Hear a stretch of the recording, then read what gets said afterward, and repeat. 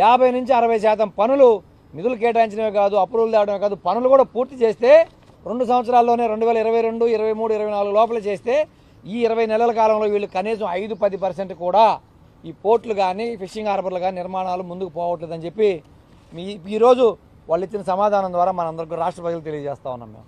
ఎందుకంటే ఇంత ఇంపార్టెంట్ విషయాన్ని ఇన్కమ్ రాష్ట్రానికి ఎలా మీరు నిధులు సమీకరిస్తారంటే ఇది ఒక్కదాన్ని బేస్ చేసుకునే ఎయిర్పోర్ట్లు వచ్చిన వ్యవసాయ ఉత్పత్తులు కానీ, మత్స్య సంపద కానీ, ఇంకా వేరే వెజిటబుల్స్ కానీ ఏవైనా ఈరోజు మన రాష్ట్రం నుంచి పక్క దేశాలకి 2 రోజుల్లో 3 రోజుల్లో 3-4 గంటల్లో పోయే పరిస్థితికి ఎక్స్పోర్ట్కి అవకాశాలు వస్తేనే ధరలు పెరుగుతాయి.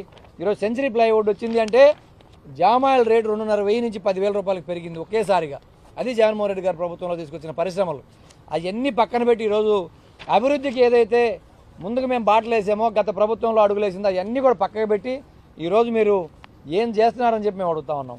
కనీసం సమాధానం ఆన్సర్ రాష్ట్ర ప్రజలకు కూడా చెప్పే పరిస్థితుల్లో ప్రభుత్వం లేదు అంటే ఇలాంటి తప్పుడు సమాచారం కూడా మీరు ఇచ్చుకుంటూ